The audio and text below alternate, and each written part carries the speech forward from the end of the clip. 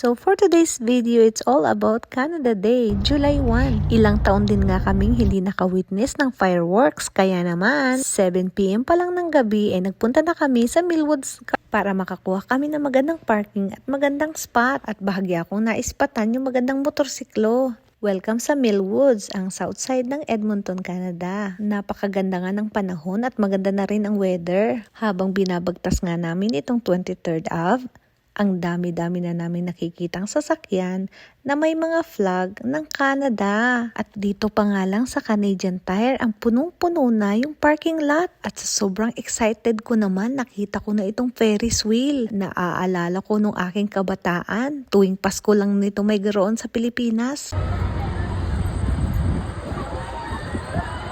Pagdating nga namin dito sa parking lot ay hindi naman kami nahirapan ng spot, kaya bumaba ako saglit para naman igad itong aking asawa. Marami nga mga Filipino family ang na-meet ko ngayong gabi na ito. At dahil sa excited nga ako, lahat na lang ng rides pinuntahan ko, pero hindi naman ako sumakay. Kahit nga yung mga anak ko ayaw na rin nilang sumakay nitong mga rides na ito. Pero tinitingnan ko pa lang ang mga rides na ito, talaga naman na parang nalulula na ako. At kahit nga itong si my boy ko ay ayaw na rin niyang sumakay ng mga ride. Lalo naman sa part na ito, talagang aayaw namin na puntahan at lapitan yan. So dahil nalibang na nga kami, hinintay ko talaga na tumaas yung ganitong rides. Tingnan nyo naman, para talagang nakakatakot. Pero parang ako lang naman yata ang natatakot, pero yung mga sumasakay naman ay enjoy talaga sila. Tinitingnan ko pa lang, ay hilong-hilo na talaga ako. Dahil nga napaaga kami, nagpunta kami sa isang gilid at nanood na lang kami ng mga taong mga sumasakay. At after few minutes nga ay bumalik na lang kami sa sakyan at naghintay na lang kami ng oras. Maya nga ay bumili na din ako ng ticket, at itong aking may boy ay gusto na lang daw niyang maglaro. At after nga niyang maglaro ay nahintay na rin namin sa wakas ang sunset. Medyo pagod na nga siya sa punto na ito, at pagod na rin ako dahil nagtrabaho pa ako nung umaga. Buti na lang at nagdala talaga kami ng mga snacks.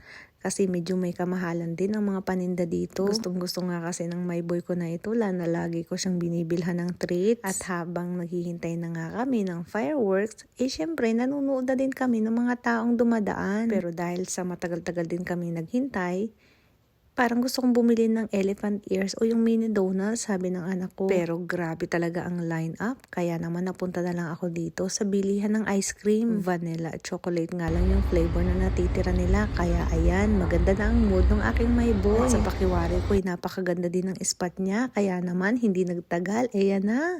Na-witness na namin ang fireworks. Sobrang daming ang tao dito sa Millwoods Park. At kahit may fireworks na, yung mga tao nagra-rides pa rin dito sa carnival. Ang gandang tingnan, ano? Nakakatuwa talaga ang Canada.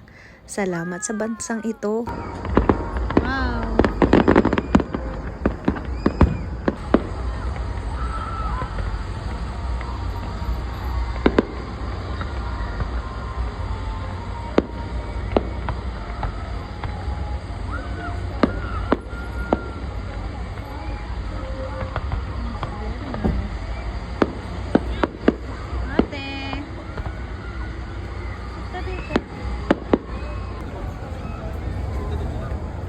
In 1 Corinthians 3:13, their work will be shown for what it is, because the day will bring it to light.